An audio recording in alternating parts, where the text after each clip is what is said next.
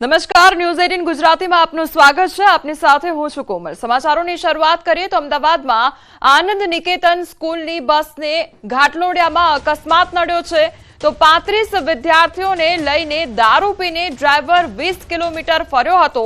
School bus ડ્રાઈવરે દારૂ પીધેલી હાલતમાં અકસ્માત સર્જ્યો છે તો આ અંગેનો આરોપ પણ કરવામાં આવી રહ્યો છે અને નાલંદા સ્કૂલના 35 વિદ્યાર્થીઓને શાળામાં ઉતાર્યા બાદ અકસ્માત કર્યો હોવાનો આરોપ લગાવવામાં આવી રહ્યો છે। ગઈકાલે દેશી દારૂ પીધો હતો અને સવારે બસ લઈને નીકળ્યો હોવાનું ડ્રાઈવરનું કહેવું છે। આનંદ નિકેતનની સ્કૂલ બસ નાલંદાના વિદ્યાર્થીઓને છોડી પરત આવી હતી અને તે સમયગાળા દરમિયાન અકસ્માત સર્જવામાં આવ્યો હતો। સંવાદદાતા નવીન અમારી સાથે જોડાઈ ગયા છે। નવીન, આ સ્કૂલ ચાલક જે બસ ચાલક છે તેના દ્વારા અકસ્માત સર્જી દેવામાં આવ્યો છે અને બીજો આરોપ એ છે કે તે નશામાં હતો। શું અપડેટ તેમાં સૌથી પહેલા તો એ જાણવા માંગીશું। કોમલ, અત્યારે જે માહિતી મળી રહી છે કે આજે સમાધાન કાર ચાલકે કરી લીધું છે આની અંદર અને તેને જે ખર્ચો હતો તે ખર્ચો જે છે તે સ્કૂલ તરફથી આપી દેવામાં આવ્યો છે। હવે સમગ્ર ઘટનાની વાત કરીએ તો આજે સ્કૂલ બસ આનંદ નિકેતનની હતી, પરંતુ તેમાં નાલંદા સ્કૂલના વિદ્યાર્થીઓને મૂકીને જ્યારે ડ્રાઈવર પરત આવી રહ્યો હતો ત્યારે જે કાર સાથે તેની સામાન્ય અકસ્માત થયો તેને લઈને જ્યારે તપાસ કરી તેવો આરોપ લગાવવામાં આવી રહ્યો છે લોકો દ્વારા કે ગાડી જે ચલાવી રહ્યો હતો સ્કૂલ બસ તે દારૂના નશામાં હતો। જો કે સ્કૂલ બસના ડ્રાઈવરનું કેવું છે કે તેને ગઈકાલે આ દારૂ પીધેલું હતું, આજે તેને પીધું નથી એ પ્રકારની વાત કરી રહ્યો છે, પરંતુ સમગ્ર ઘટનામાં હાલ તો સમાધાન થઈ ગયું છે અને પોલીસ કોઈ ફરિયાદ દાખલ કરી નથી અને જે સ્કૂલ જે ડ્રાઈવર હતો બસનો તેને પણ કાઢી દેવામાં આવ્યા હોય એ પ્રકારની વાત હાલ સામે આવી રહી છે। નવીન, જે પ્રમાણે સમાધાન કરી લેવામાં આવ્યું છે અને કોઈ પણ પ્રકારની ફરિયાદ નથી કરવામાં આવી તો શું શાળા દ્વારા આખો મામલો દબાવવાનો પ્રયાસ કરવામાં આવી રહ્યો છે? કારણ કે બસ ચાલક છે તેના દ્વારા સ્વીકારવામાં આવ્યું છે કે ગઈકાલે તો મેં દારૂ પીધો હતો। બિલકુલ કહી શકાય કે જે રીતે શાળા સંચાલકો જે છે તે લોકો ક્યાંક ને ક્યાંક આખી ઘટનાને દબાવી રહ્યા હોય એ પ્રકારના જરૂરથી કહી શકાય, પરંતુ ખરેખર આ પ્રકારની ઘટનામાં સામેથી શાળા સંચાલકો ફરિયાદ દાખલ કરવી જોઈએ, પરંતુ કાર ચાલક જે છે એને તો પૈસા મળી ગયા એટલે તે સમાધાન કરી લીધું છે। ત્યારે આ કાર જે સ્કૂલનો ડ્રાઈવર છે બસનો તે ખરેખર ખૂબ જ ગંભીર પ્રકારનો આ ગુનો હતો, પરંતુ જોકે સદનસીબે ખાલી બસ હતી અને કોઈ પ્રકારની કોઈ ઈજા નથી। જોકે પરિવાર આવું કરી શકે છે એમાં કોઈ બેમત નથી, ત્યારે આવા લોકોને કાર્યવાહી થાય તે જરૂરી છે। કોમલ, નવીન, આ બસમાં 35 જેટલા બાળકો જે હતા તે પણ સવાર હતા અને તેમને સ્કૂલે ઉતાર્યા બાદ આ બસ ચાલક દ્વારા અકસ્માત સર્જવામાં આવ્યો હતો, પરંતુ જો આ બસમાં વિદ્યાર્થીઓ હાજર હતો અને તેમને કોઈ પણ પ્રકારની ઈજા સર્જાઈ હોત તો તેના માટે જવાબદાર કોણ હોત? પરિવારજનો ત્યાં આગળ વિદ્યાર્થીઓને આવ્યા હશે, તેમના દ્વારા કોઈ પણ પ્રકારની વાતચીત કરવામાં આવી છે? નવીન, જે રીતે મેં કીધું પ્રમાણે કે પરિવારજનો એટલા માટે ત્યાં હાજર નહોતા કારણ કે સ્કૂલ બસ જે હતી તે ખાલી હતી। સૌથી પહેલા સ્કૂલમાં બાળકો કોઈ હતા નહીં, બાળકોને ઉતાર્યા બાદ આ પ્રકારની ઘટનાને જે છે અકસ્માત થયો છે। એટલે જે જગ્યા અકસ્માત થયો છે ઘાટોડિયામાં, ત્યાં સ્થાનિક જે લોકો હતા તે લોકોનું કહેવું છે કે તે દારૂના નશામાં છે। જો કે તેના માટે અમે આરોપ નથી લગાવી રહ્યા, પરંતુ એ લોકોનું કહેવું છે કે તે નશામાં હોય એ પ્રકારની વાત સામે આવી રહી છે। તેના માટે ખરેખર તો ડોક્ટર તપાસ થવી જોઈએ, ત્યારબાદ જ ખબર પડે કે ડ્રાઈવર નશામાં હતો કે કેમ। કોમલ, જે નવીન, સમગ્ર માહિતી બદલ આપનો આભાર। સમાચારમાં આગળ વધીએ તો હિટ એન્ડ રનના ફરાર આરોપીની ધમકી અને અમદાવાદના બાપુનગર અકસ્માત કેસનો આરોપી ફરાર થયો છે। આરોપીએ ધમકી આપ્યાનો આક્ષેપ કરવામાં આવી રહ્યો છે। હજુ પણ કોઈ વચ્ચે આવશે તો ઉડાવી દઈશ તેવું કહેવામાં આવ્યું છે। 5 લોકોને અડફેટે લેનાર હજુ પોલીસ ગિરફથી દૂર છે। ટ્રાફિક પોલીસ પણ હજુ આરોપીને પકડી શકી નથી।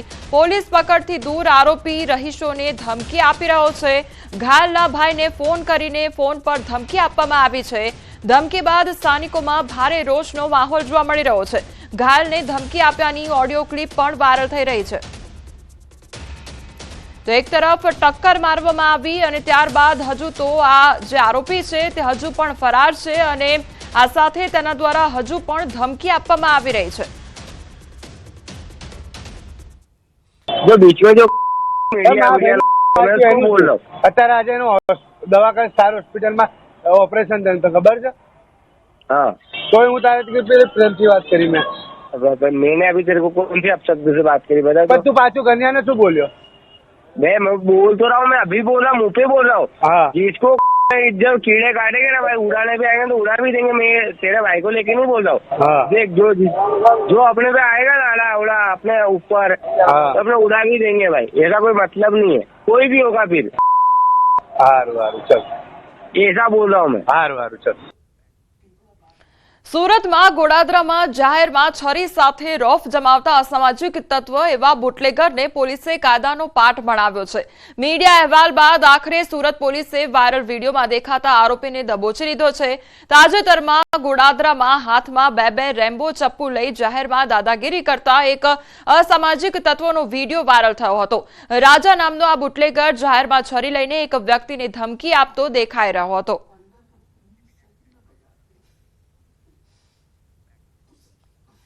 અમદાવાદમાં શ્વાનની લઘુશંકા બાબતે ઝઘડો થયો અને 3 લોકો ભેગા મળી વૃદ્ધ સાથે મારામારી કરી હતી। અમદાવાદના કૃષ્ણનગર વિસ્તારની આ ઘટના સામે આવી છે। પોલીસે ફરિયાદ નોંધી વધુ તપાસ હાથ ધરી છે। તો શ્વાનની બાબતે ઝઘડો થયો હોવાનો મામલો સામે આવ્યો છે અને 3 વ્યક્તિઓ દ્વારા જે વૃદ્ધ હતા તેમના પર હુમલો કરવામાં આવ્યો હતો અને માથાકૂટ કરી હતી। આ અંગે પોલીસ દ્વારા વધુ તપાસ હાથ ધરવામાં આવી છે। એ ગાળાગાળી કરવા માંડ્યો અને એકદમ મુશ્કેલાઈ ગયો। મને 4-5 લાકડી એને મારી દીધી અને એકદમ વિભત્સમાં બોલવા માંડ્યો અને અહીંથી તમને ભગાડી મૂકીશ ને કોઈને રહેવા નહીં દેવું ને આવું બધું બોલવા માંડ્યો। સુરતની સારોલી પોલીસે બાતમીના આધારે 998 ગ્રામ હાઇબ્રિડ ગાંજા સાથે કેનિલ પટેલ નામના આરોપીની ધરપકડ કરી છે। આરોપી યુવક જહાંગીરપુરા વિસ્તારનો વતની હોવાનું ખુલ્યું છે।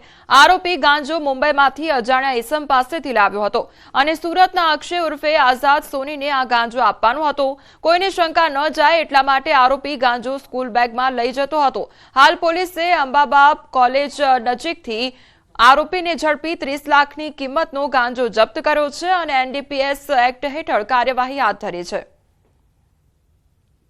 नियोल चेक पोस्ट के ईस्ट डायरेक्शन में एक सर्विस रोड पे हमें एक हाइब्रिड गांजा का जत्था बरामद हुआ है। इसमें 998 ग्राम हाइब्रिड गांजा है, मोबाइल फ़ोन है। टोटल मुद्दामाल की कीमत 30,04,000 रुपये है। और आरोपी का नाम केनिल सुभाष भाई पटेल है, जिसकी उम्र 23 साल है और ये व्यापार करता था सीजनल फ्रूट्स को फ्रीज करके ये फिर बाद में बेचता था। સુરતના સચિન વિસ્તારમાં એટીએમ તોડવાનો પ્રયાસ હાથ ધરવામાં આવ્યો છે। સચિન જીઆઈડીસીમાં વિશાલનગર નજીકની આ ઘટના સામે આવી છે। એટીએમ તોડવાની ઘટના સીસીટીવી કેમેરામાં કેદ થઈ છે। પોલીસે સીસીટીવી આધારે વધુ તપાસ શરૂ કરી છે। તો એટીએમ તોડવાનો પ્રયાસ હાથ ધરવામાં આવ્યો હતો અને આખી ઘટના સીસીટીવી ફૂટેજમાં કેદ થઈ છે।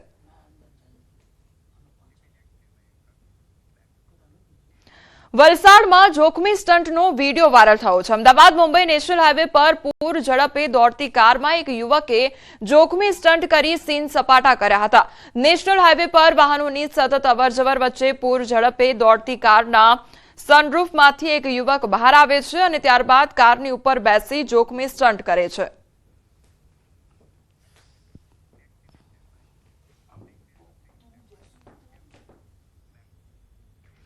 હવે સમાચારમાં આગળ વાત કરીએ બ્લાસ્ટની બળતરા વિશે।